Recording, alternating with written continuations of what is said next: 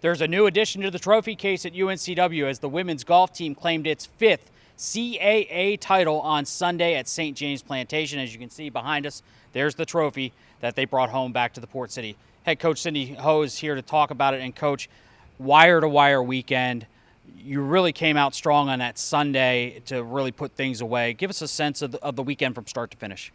I think, there are many years. We've been there 7 years now for this tournament at St. James, and some of those years we've been the number 1 seed, and we haven't finished the deal.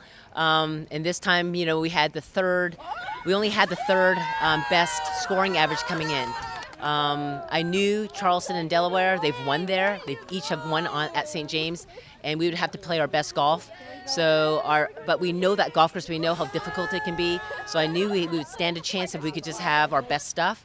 At the beginning, I just said, we just got to stay away from the big numbers. Friday was very difficult. It was just hard. It was playing so hard. And one of our freshmen, who's actually been in the 5 position all year, she had 12 one-putts. Shoots 78. I mean, if we even only have half of that, that's an 84. That kind of helped us because we had another player struggle a little bit. But right off the bat, we got into the lead, even though it was slim.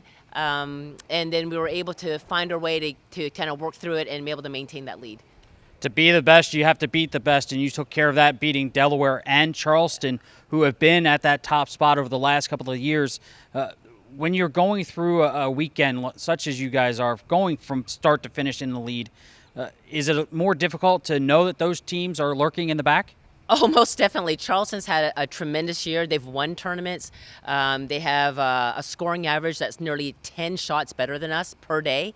Delaware's was nearly 8. But you know what? We were able to have a game plan. Coach Bowden, our assistant coach, and I, we mapped out that golf course. We knew where we needed to be, where we did not need to be as best we can. It's tough when you're trying to judge 20-mile-an-hour per winds. I mean, sometimes I just said to the kids, you could hit a great shot, you can plan it all the right way, and the wind could die down and it not turn out right. I said you had to have really short-term memory. You had to let it go, be very patient, not get down. I said whatever you do, you can't get down on yourself. You know it's hard for everyone. I didn't forecast. I mean, I knew if we hit the ball well on Sunday, and stuck to the game plan, we could come out on top. I did not see 12 birdies on the first 9 holes. I didn't, I knew we would have birdie chances, but with that wind, the execution on that front 9 on Sunday was outstanding. To be 6 under after 3 holes, that's what made the difference, because that made that spread much larger and really hard mentally for another team to overcome. And leave it to a freshman to lead the charge on that Sunday, taking home most outstanding player honors. And for a young team, it's pretty good to have that leadership come through when you need it most. Pooh Kine has the last 3 tournaments she's had in the Dominican Republic at the Tar Heel Classic. She was top 20. Last week at Clemson, she was 8th, playing a nationally ranked field. And then to come out on top, I knew she was hot. I mean, her ball striking is tremendous. She had 17 greens at Clemson in 1 round. I think the last round before it got canceled, she was 10 for 10, and was looking to win the tournament. So from that standpoint, I knew she mentally was really strong. She's a smart player. I'm so excited for her.